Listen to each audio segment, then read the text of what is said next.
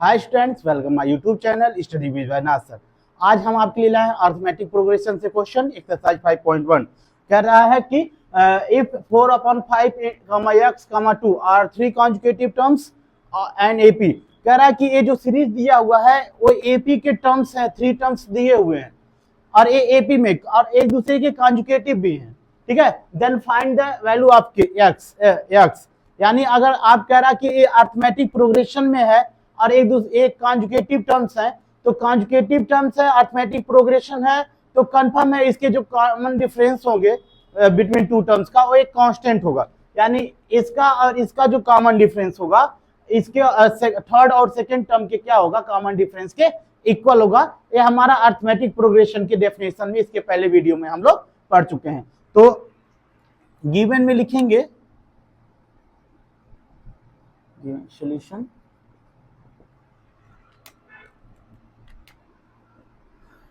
4/5 x 2 are in AP, AP में है। Then we know that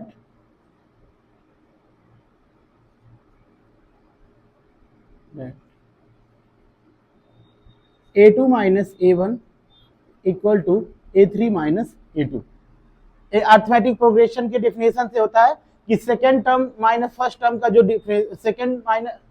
second और first term का जो डिफरेंस होगा वो थर्ड और सेकेंड टर्म के डिफरेंस के क्या होता है, इक्वल होता है। या बोलिए कि जो कॉमन डिफरेंस होगा दो कॉन्जुगेटिव टर्म्स के वो क्या होता है, इक्वल होता है। बिकॉज ये अर्थमेटिक प्रोग्रेशन में है तो इनके जो कॉन्जुगेटिव टर्म्स हैं इनके बिटवीन का जो डिफरेंस है, कॉमन डिफरेंस, वो क्या होगा, इक्वल होगा। तो हम सेकेंड और फर्स्ट टर्म का कॉमन डिफरेंस थर्ड और सेकेंड टर्म के कॉमन डिफरेंस के क्या ले लिए, इक्वल ले लिए। अब यहाँ पे हम देख रहे हैं कि हमारा जो a2 जो यहाँ पे होगा x होगा, a1 क्या होगा 4/5 और a3 क्या होगा हमारा 2 होगा। इस केसेस में हम क्या करेंगे, यहाँ पे वैल्यू पुट कर दें तो क्या हो जाएगा, x माइनस 4/5 इक्वल टू क्या हो जाएगा 2 माइनस एक्स। अब इस केसेस में क्या करते हैं कि वेरिएबल को एक साइड रखते हैं और कांस्टेंट को एक साइड रखते हैं। बिकॉज अब जब हमें x की वैल्यू फाइंड करती है तो उसको इक्वल के वन साइड रखते हैं और जो कांस्टेंट होता है उसको इक्वल के सेकंड मतलब अदर साइड रखते हैं। यहाँ पे x माइनस है, इधर आ क्या बनाएगा, प्लस बनाएगा, और यहाँ पे 2 बचेगा, यहाँ a माइनस उधर जा क्या बनाएगा, प्लस बनाएगा।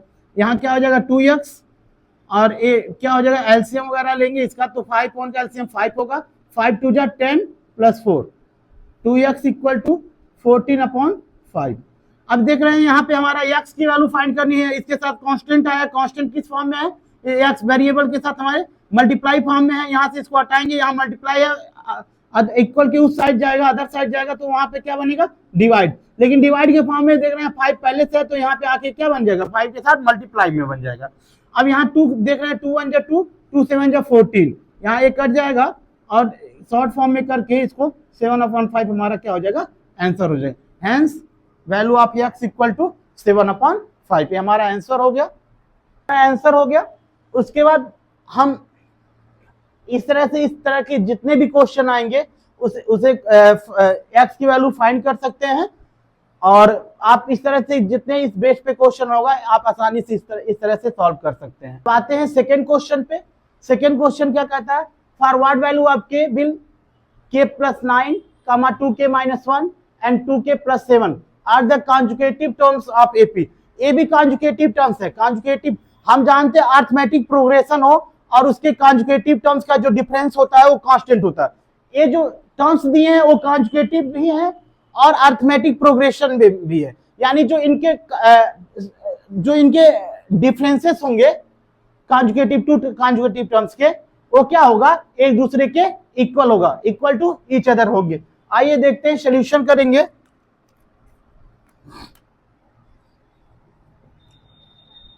गिवन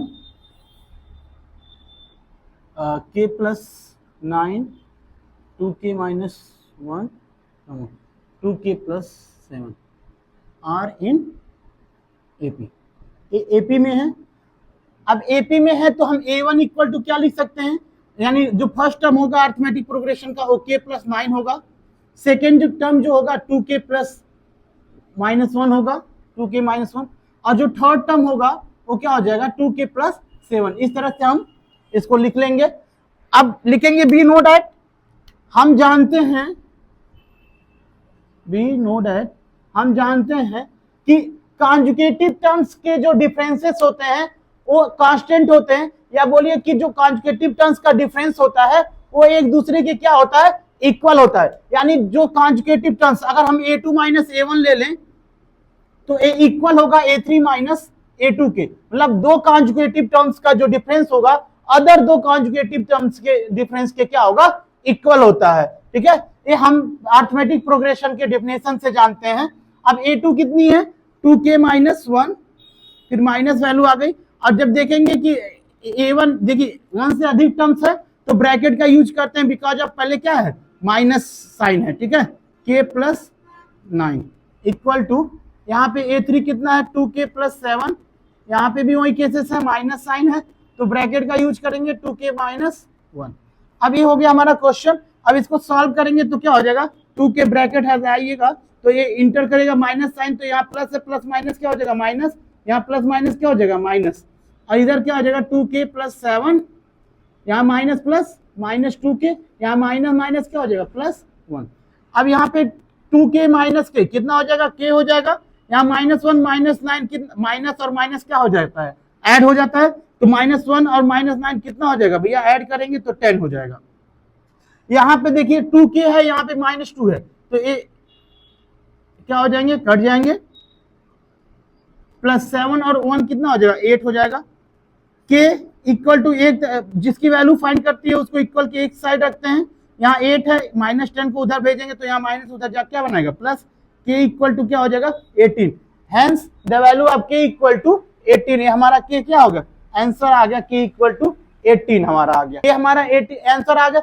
ये जो क्वेश्चन है आपको 2019-2020 बोर्ड एग्जाम में पूछा हुआ क्वेश्चन है, उसके हिसाब से देखा जाए तो इस ईयर के लिए मोस्ट इंपोर्टेंट क्वेश्चन है। हो सकता है कि ये क्वेश्चन बोर्ड पेपर में दिया जाए। ठीक है, तो अब आते हैं थर्ड क्वेश्चन पे, find the common difference of the AP. कह रहा है कि कॉमन डिफरेंस यानी डी की वैल्यू निकालनी है, तो डी की वैल्यू निकालनी है हमको, ये एपी दे दिया है, हम लोग सोल्यूशन लिखेंगे। सोल्यूशन में देखेंगे कि हमारा एपी गिवन है, गिवन 1/2a, 1 - 2a/2a, 1 - 4a/2a। यहाँ पे देखेंगे जो अरिथमेटिक प्रोग्रेशन का फर्स्ट टर्म होता है उसको a1 लिखते हैं, a1 इक्वल टू क्या है 1/2a, a2 इक्वल टू क्या हमारा 1 - 2a/2a, और जो a3 है वो क्या है 1 - 4a/2a। और जो डी की कॉमन डिफरेंस होता है, यानी जो डी हो लगता है उसके लिए फार्मूला होता है an - an-1। मतलब आप अगर सेकेंड टर्म लेते हैं तो क्या होता है उसके, इसके लिए फॉर्मूला होता है कि सेकेंड टर्म में से फर्स्ट टर्म को क्या करेंगे सबट्रैक्ट। अगर यहाँ पे 2 लेंगे तो यहाँ पे क्या होगा 1, यानी डी की यहाँ पे हम अगर फार्मूला के अकॉर्डिंग देखेंगे तो a2 - a1 फाइंड करेंगे। क्या करेंगे a2 - a1 या a3 - a2। a नहीं हो सकता है, a3 - a1 नहीं हो सकता है, a3 - a1 नहीं हो सकता है, बिकॉज आप कॉन्जुगेटिव टर्म्स का डिफरेंस जो होता है वो हमारा कॉमन डिफरेंस होता है, उसी को हम कांस्टेंट टर्म भी बोलते हैं। ठीक है, तो कॉन्जुगेटिव टर्म्स यानी देखिए यहाँ n है, यहाँ 2 लेंगे तो यहाँ 1 होगा। अब यानी यहाँ 3 में से जाएगा, अब यहाँ यानी इक्वल टू 3 अगर लें तो 3 में से 1 क्या आएगा 2, न कि 1 आएगा, इसलिए a3 - a1 कभी नहीं होगा इस फार्मूले के अकॉर्डिंग। तो आप देख सकते हैं a2 हमारा कितना है 1 - 2a/2a माइनस एक 1 अपॉन क्या हो जाएगा 2a। यहाँ देखेंगे डिनोमिनेटर सेम है, जब डिनोमिनेटर सेम होता है तो एलसीएम वही ले लिया जाता है, यानी 2a हो जाएगा, और जो न्यूमरेटर होंगे वो साइन के साथ राइट कर दिए जाएंगे न्यूमरेटर में। अब देखेंगे यहाँ -1 है, यहाँ पे 1 है, तो -1 और +1 एक क्या हो जाएंगे, कट जाएंगे, एक दूसरे से न्यूट्रल हो जाएंगे। यहाँ क्या बचेगा ऊपर -2a और यहाँ नीचे क्या बचेगा 2a। सेम सेम न्यूमरेटर भी सेम, डिनोमिनेटर भी सेम, ये भी आपस एक दूसरे से क्या हो जाएंगे डिवाइडेड हो जाएंगे, बचेगा क्या -1, यानी जो कॉमन डिफरेंस होगा वो कितना आएगा हमारा -1। ये 3 क्वेश्चन बेस्ड थे कॉमन डिफरेंस पे, जहां पे x की वैल्यू कहीं पे निकालनी थी, कहीं पे k की वैल्यू निकालनी थी, और यहाँ पे खुद कॉमन डिफरेंस डी पूछ लिया था। ये तीनों जो क्वेश्चन हैं इस बार यहाँ पे से बोर्ड क्वेश्चन में एक सवाल जरूर कॉमन डिफरेंस पे उठाने का, चाहे वो ऑप्शनल का हो चाहे वो 2 नंबर में हो। ठीक है, आपके लिए मोस्ट इंपॉर्टेंट है ये तीनों क्वेश्चन, आप इसको अच्छे से रिवाइज कर लीजिएगा।